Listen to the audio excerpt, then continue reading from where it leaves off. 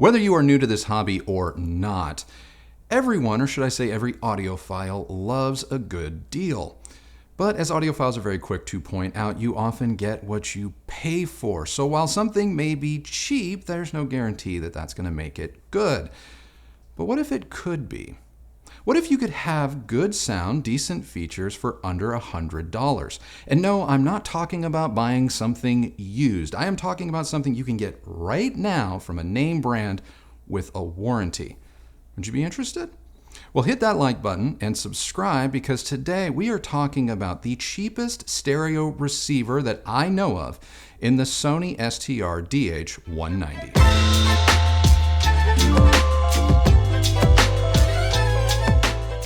The Sony DH190 is a stereo receiver for the budding audio enthusiast. It has only the features that you need in order to enjoy two-channel music properly and nothing much else.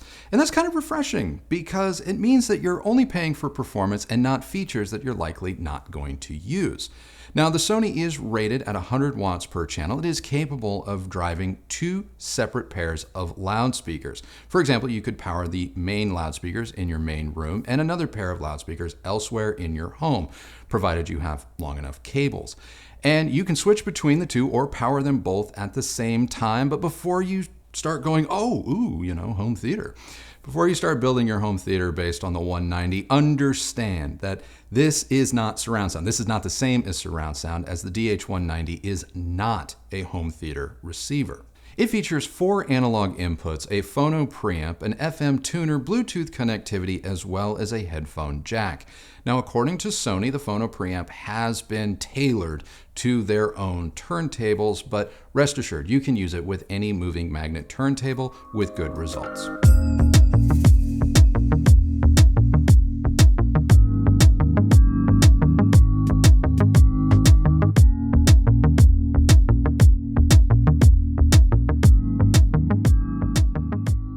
At first glance, the DH190 looks a lot like Sony's own home theater receivers. In fact, it has the exact same chassis as the DH590 and 790. And at $99, it's not going to win any build quality awards, but that isn't to say that it's poorly built. It just relies very heavily on plastics when costlier components likely would have used aluminum. And as a result, the buttons, the knobs, they don't really have that great of a feel to them, but they are still very functional. And around back, it's kind of the same story. You're not getting gold-plated, inputs. You're not getting 5-way binding posts. The Sony relies on push-pin style speaker connections, which I absolutely hate. And in 2020, I do think is rather inexcusable, even at this price point. But the Sony DH190 still looks the part and looks very slick, especially from your proper seating distance. But at $99, all of these things aside, I think we just have to kind of keep things in perspective. And that is, it's a very competently built piece, but you can see where they've cut corners to save on cost. Now, you might think we took it easy on the Sony given its price point, but we didn't. We connected it to all of the usual suspects: our Heresy Mark IVs, the La Scalas, the Klipsch 8000Fs, Concept 300 bookshelf speakers, even Sony's C55 bookshelf loudspeaker that I'm going to be doing a mini review of in just a minute. Now, we stream music via Bluetooth in our Apple devices, and we spun records on our Fluence RT85 connected directly to the Sony. We even connected it to our 8K LG TV using an HDMI to audio extractor, all of which we will link to and that you can read about down in the description below. I do my best to keep an open mind, but to be honest, I didn't have the highest expectations for this particular stereo receiver given its price. And that's my fault. That's on me.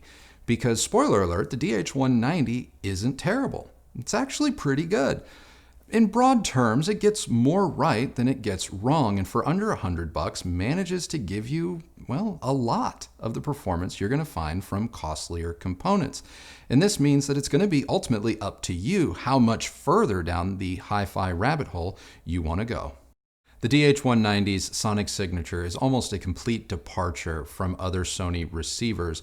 I found that it did have a lot more in common with Sony's higher-end ES branded receivers than it did the 1080. And as a result, it's just very balanced top to bottom. There's good bass and mid-range weight, and the high frequencies are a little bit more subdued or just ever so slightly rolled off. by comparison to, say, our 1080. And as a result, the DH190 paired beautifully with every loudspeaker we put to it, including our horn-loaded Klipsch speakers.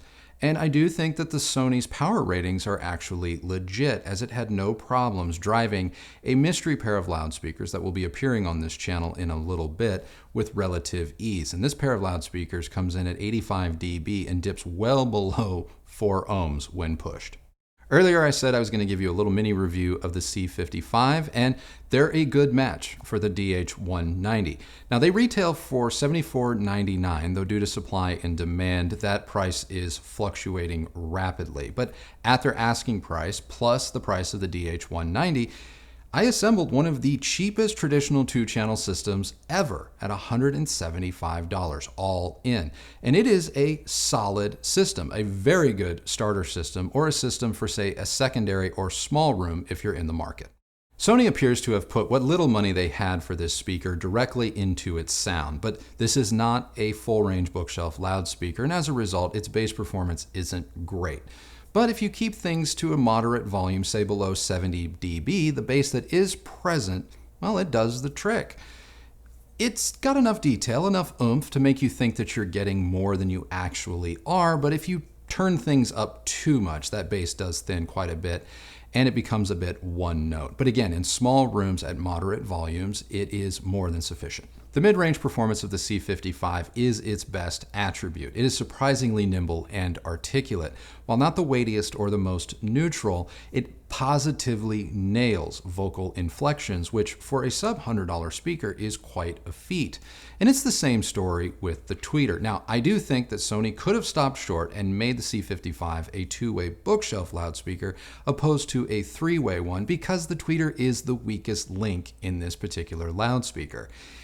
If you feed it a good recording, or you keep the volume to moderate levels, say around 70-75 dB, then the tweeter does provide a surprising amount of air, detail, and sparkle. But if you go much beyond that 75 dB threshold, it goes ugly early.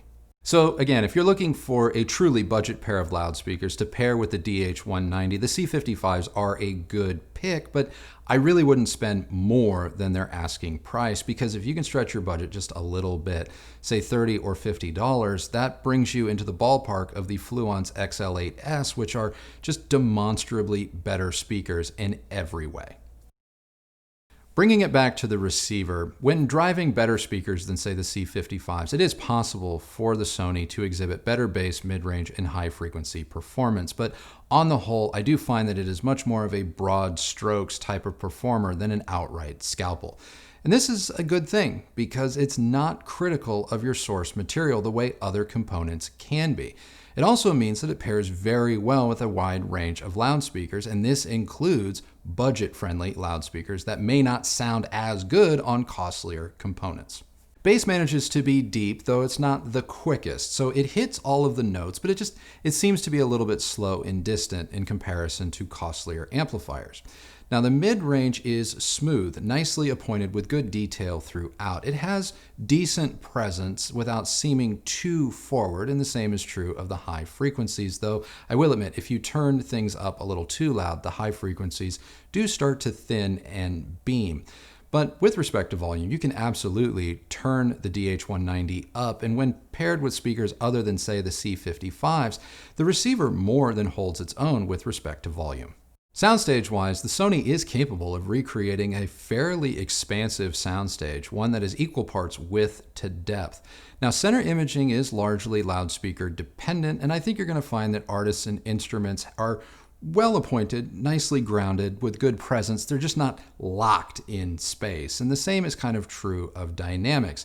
Dynamics are good, just not reference class. So while the Sony can drop the hammer, when listening to hard rock or electronica, I think you're going to sense the Sony having to really work for it.